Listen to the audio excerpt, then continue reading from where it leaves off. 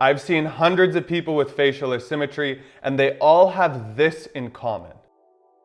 What's going on, guys? It's Ryan from Best Face Forward. So if you have facial asymmetry watching this, you're probably most aware of this when you look at yourself. When you look at yourself in photos or in the mirror, you see that one side of your face looks different than the other. Maybe your jaw looks crooked, your smile looks different on one side. And I know how painful this can be. I know there are a lot of you out there who have insecurities when it comes to this. The good news is that if you want to improve your facial asymmetry, there is definitely hope that you can do that. And what I want to explain in this video is that if you want to begin to improve this, you have to understand what's going on at a deeper level.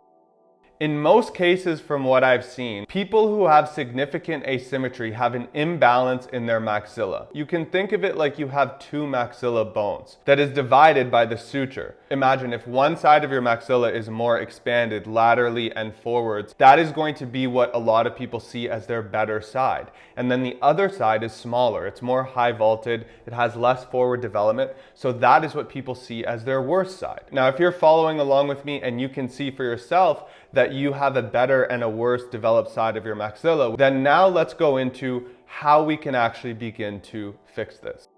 If you want to improve facial asymmetry, the most important thing to understand is the entire body is connected.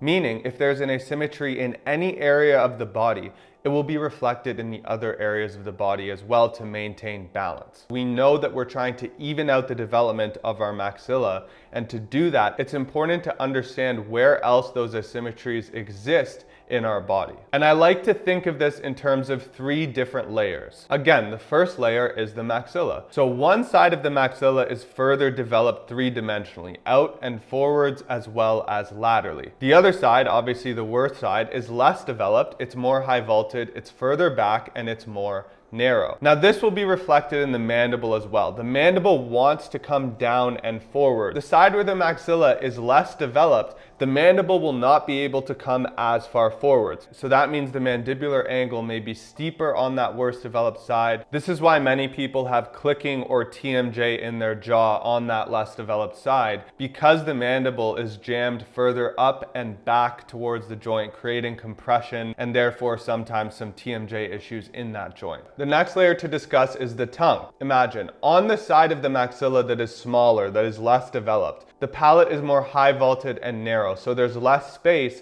for the tongue to push up. So now on the less developed side, the tongue isn't able to push up as easily. Often people notice this most in the back of their tongue. So on the less developed side of their face, the back of their tongue has trouble going up on their palate. The next layer that's important to talk about has to do with your spine and the rest of your body. Remember, your spine has to maintain balance. So if there's an imbalance in any area of your spine, it will be reflected in the rest of your spine as well. People generally have more forward head posture, so their head is further forward on the less developed side. What this creates is a curvature in the cervical spine. And of course, this imbalance in the cervical spine will be reflected in the thoracic spine and the lumbar region of the spine as well. So imagine the head is tilted and rotated. Now that will be reflected in the thoracic spine as well. Go even lower to the lumbar spine, there will be an imbalance in the low back as well. What this generally means is that one hip is higher than the other, so now the pelvis is also tilted and rotated. And this follows all the way down to our knees, where there may be an imbalance,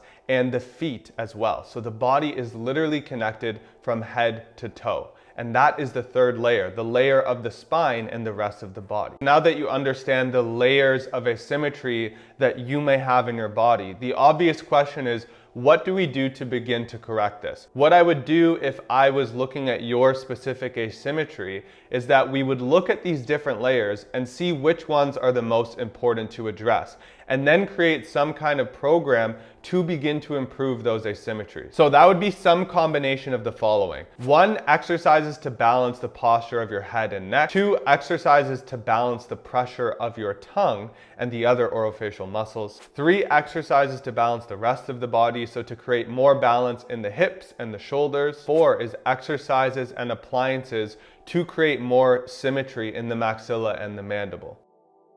How easy it will be for you to correct your asymmetry depends, in my opinion, on two important factors. The first one is the degree of asymmetry that you have, and the second, and in my experience the most important, is how much craniofacial dystrophy do you have? In other words, how small and underdeveloped is your maxilla relative to its ideal? For the sake of simplicity, I'm going to give examples of two different people so that you know what I mean. Person number one has some asymmetry. The left side of their face is better developed than the right side.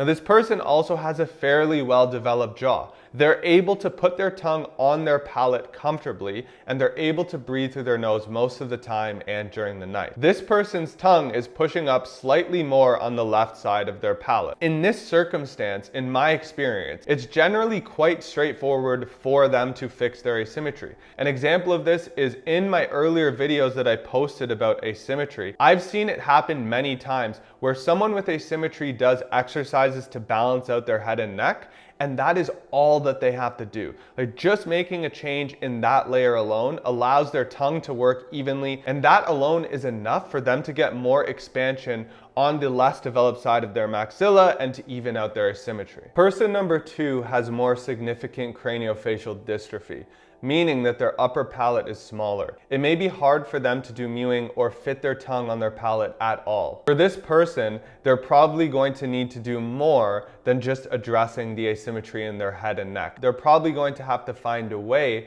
to create some expansion in their maxilla to be able to get their tongue to fit if they want to correct this asymmetry. So again, it really depends on you. For some people, they can make improvements in a couple layers of their body by doing a few stretches and exercises, and they can almost fix their asymmetry entirely just through this. For some people, they're going to need more help, possibly orthodontically or through some other intervention, so that they can get more expansion of their maxilla to allow them to begin to fix their asymmetry. If you don't know which one you are, if you don't know where to turn and you have a more significant issue, then I'm going to offer you that you can book a free call with me. I have some slots so I can talk to you a little bit more and maybe give you some help in terms of where to turn, because I know this can be quite confusing for a lot of you. For those of you who have a more slight asymmetry issue that you want to do some exercises to improve, I recommend that you check out our 60-day program to fix asymmetry. A lot of people are able to get good results just from balancing out their tongue